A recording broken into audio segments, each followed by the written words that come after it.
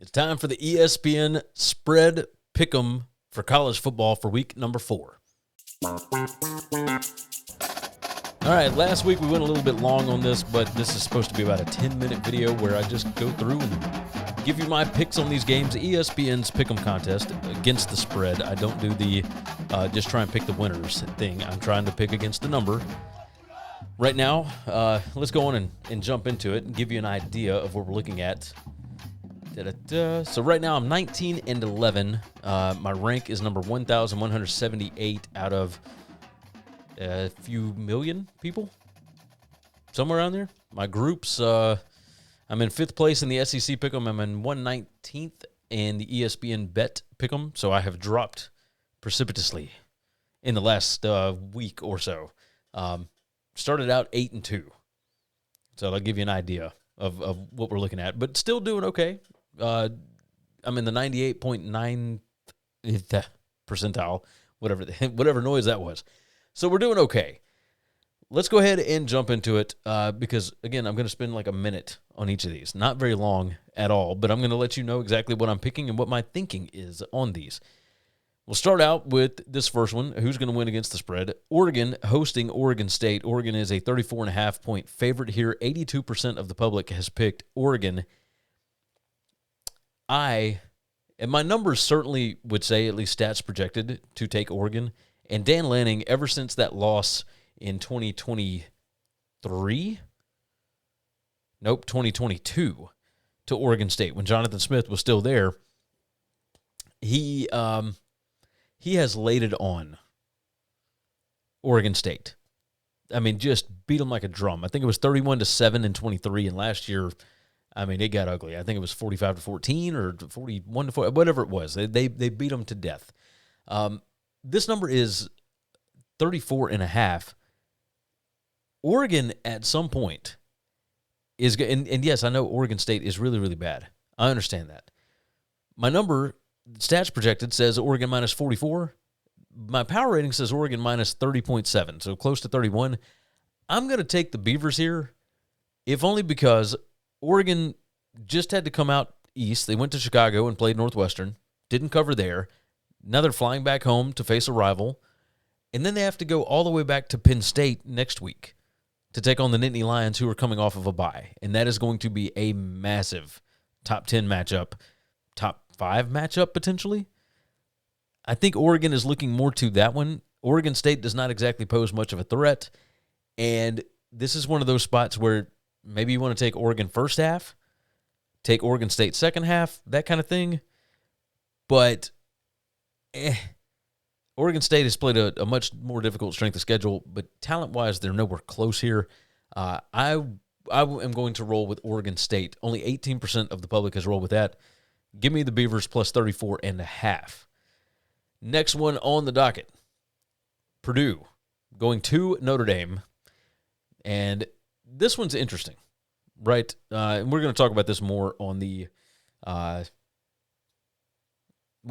talk about it more on another video. I'm going to go with Purdue here. 60% of the public is on this. Purdue 14-6 against the spread in their last 20 as a double-digit underdog, or as a dog that's catching at least 20 points.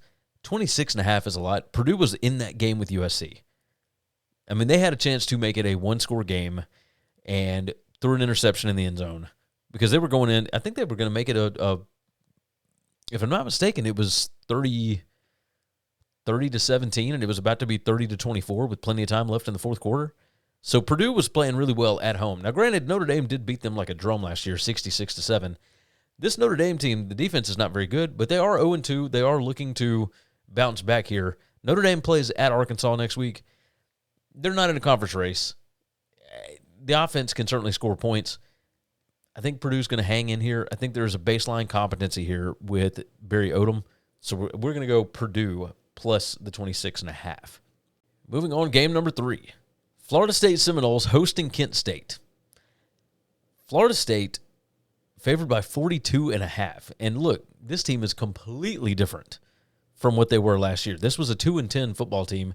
They are now 2-0, and they look really good with new offensive coordinator Gus Malzahn, new defensive coordinator Tony White. My number on this has Florida State minus 39.94. My power rating has Florida State minus 32. Kent State was in that game with Buffalo last week and maybe should have won the game. But again, Kent State is terrible. I mean, they got destroyed by Texas Tech. Florida State, I don't think they know how to not run up a score here. It's a lot of points. I think Kent State gave it everything they had against Buffalo last week in a conference game. I think Florida State is going to absolutely annihilate this team. Talent-wise, it's not even close. We're not even looking at the same ballpark. Give me Florida State minus 42.5. I know my numbers don't say it, but there's such a massive difference between these two teams. One is operating insanely efficiently. The other is not even close. So I will take Florida State to cover minus 42.5. Next game on the board. Oh, and if you would like these sheets, by the way, you can get them bettingcfb.com or buymeacoffee.com/winningcures. $5 a month, $50 for the year. That's how you can support me. Like the video, subscribe. You guys know what to do. You guys know what's up. Why struggle doing everything yourself? On Fiverr, you can hire professionals for just about anything. Marketing, editing, design, and more.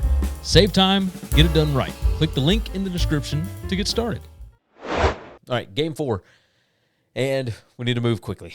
Oklahoma hosting Auburn. Oklahoma 6.5-point home favorite. I don't trust Hugh Freeze. I don't trust him at all. My numbers on this have Oklahoma power rated by about 6 points at home. The projected stat spread has Oklahoma minus 9.41. PPA margin, Oklahoma significantly better.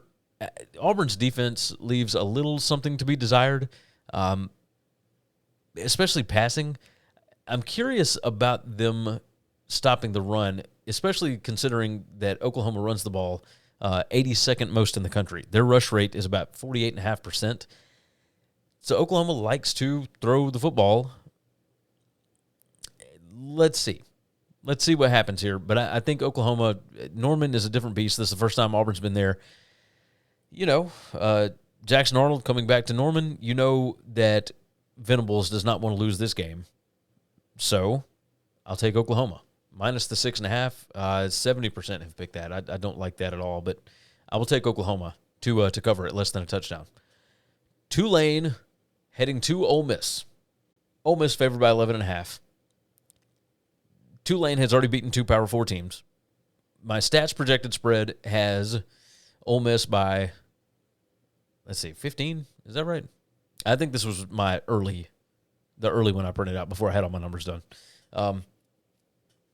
Power rating, Ole Miss minus 13.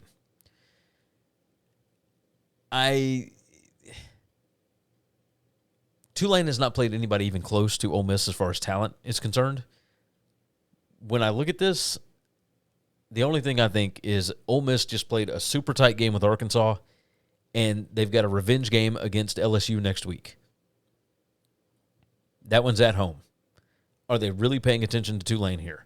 I think John Sumrall and that bunch, this is their Super Bowl. Ole Miss may not care about this as much. Lane Kiffin covers all the time against non-conference opponents. However, Tulane has hung in tight with Ole Miss before just a couple of years ago in New Orleans. So, granted, that was a Willie Fritz coach team. But Sumrall, he is going to be an SEC coach sooner than later. I think they hang in here. Give me Tulane plus 11.5 on that one. All right, SEC continuing on. South Carolina going to Missouri, and we don't know if Lenore Sellers is going to play. That's a big spot. Big spot. Missouri is favored by 12.5 here. And I thought that number was crazy when I first saw it, and then I ran the numbers. My power rating has Missouri by almost 14. My stats projected spread has Missouri by 21. And if Lenore Sellers doesn't play, I think it could be worse than that, because you would totally have to adjust that. So right now, this is with Lenore Sellers in the lineup. South Carolina has not been good. Their offense has been atrocious, number 116 in offensive success rate. Missouri is clicking on everything. They're number 11 in PPA margin, number 10 in offensive success rate, number 14 in defensive success rate. I'm going Missouri. I know that's a crazy number, but South Carolina has not looked good at all. So I will take the Tigers to win at home. That's the way it goes. Are you tired of sore knees or joints slowing you down? Go Sleeves uses built-in kinesiology tape technology to give you support, reduce pain, and help you recover faster. Use code WCE for 15% off over at GoSleeves.com. Florida goes to Miami, this one on Saturday night. Interesting spot here. Miami favored by 7.5. This one opened at 9.5. It has come back down, and I don't get it. Like 85% of the public, as you can see up here, well, there you go. 85% of the public is on Miami. I'm going to join them. I don't know what I'm missing. Florida has been really not good on offense. Like really, really not good on offense. Turnover margin, number 108. Miami, turnover margin number 18. And I know that the ball is oblong and it bounces funny. I know. Florida's defense has looked really good. But Miami is a different beast. I think this is a team on a mission. They destroyed Florida in the swamp 41-17 last year. Give me the Hurricanes at home in this one. Moving right along, and the Apple Cup, of course, Washington heads to the Palouse. That's right. Washington favored by 20.5 over Washington State. Washington State, 2 wins this year, but my gosh, numbers have not been good. They have not been good. They beat Idaho on a last-second field goal in the first game. They steamrolled San Diego State, and then last week they got boat raced by North Texas. Washington, severe talent mismatch on this one. And Washington State, you know, this is a rivalry game, all that kind of stuff, but Washington would love nothing more than to absolutely rub their noses in it. I know that my numbers say that we should be taking Washington State in this spot, especially at home.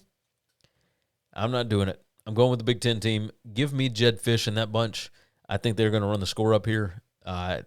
This is a spot where you can absolutely get after your rival. If I'm not mistaken, Washington is 4-0 against the spread. Where do I have it? Yeah, 4-0 against the spread their last 4 appearances in Pullman. I know this is a big number. This Washington State program is on the decline. You will see it on Saturday. Stop guessing and start winning. Stokastic provides advanced data and strategies for DFS players and bettors, built by pros who know how to find edges. Click the link in the description and sign up today. All right, game number 9, Sam Houston going to Texas. Texas has not looked good. They only put up 27 points on UTEP last week. Arch doesn't look right. There's major problems here. If you ever needed to fix your problems, Sam Houston this year under Phil Longo would be the team to do it. They are not good. If you're wanting to get right, this is the spot to get right. Texas is number 133 PPA per pass. Now, the issue is that I don't know if Texas can put up 41.5 points on anybody. So that's where this gets tricky. The other question is, can Sam Houston score on Texas? I don't think so, and I don't think so. So if Texas wins this game 38-0, that's still a cover for Sam Houston. That's what I'm going to roll. Sam Houston plus 41.5.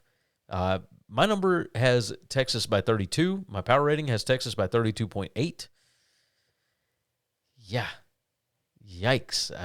Texas got to get some stuff figured out. They go to Gainesville next weekend. Boy, that stretch for Florida has something in it.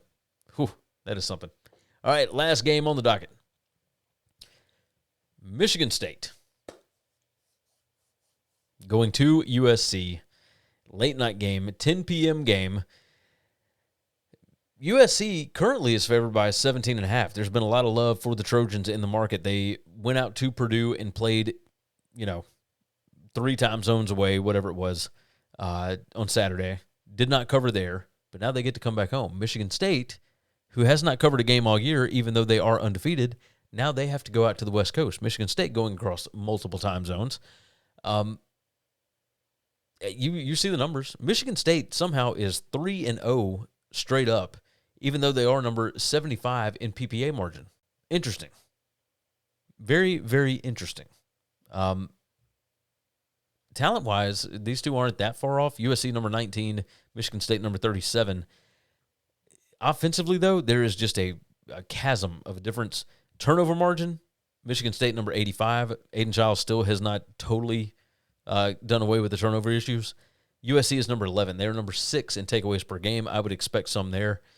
This is going to be an interesting spot because Michigan State is not good at stopping the pass. You saw Dylan Lonergan for Boston College absolutely eat that defense alive. USC is going to, I think, be able to score at will. Just a guess. Just a guess. I think they're going to be able to throw the ball all over them. All over them. So give me USC minus 15.5. And how many total points will be scored in Miami versus Florida? I've got the total at 51.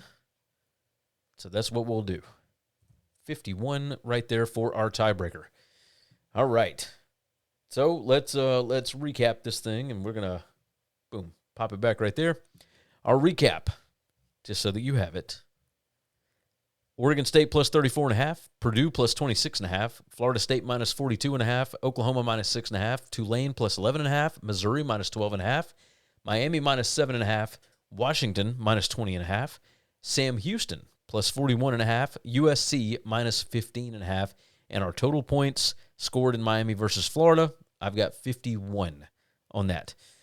That is going to wrap things up for the ESPN Spread Pick'em Contest, the College Pick'em Contest for Week 4. Subscribe, like the video, tell your friends about it, all that good stuff. And we went 15, 16, 17 minutes. That's not terrible. We'll try and do better. But I certainly appreciate you. Subscribe to the podcast, all that good stuff. And I think that's going to be it. Oh, bettingcfb.com or buymeacoffee.com/winningcures. You guys know what to do. $5 a month, $50 for the year. And that supports the one-man operation here so that we can keep doing this thing. So with that said, take care of yourself, take care of each other. God bless college football, and hopefully all of your tickets cash this week. Thanks for listening to Winning Cures Everything. Subscribe, leave a review or comment, follow @GaryWCE on X, and check out the web store,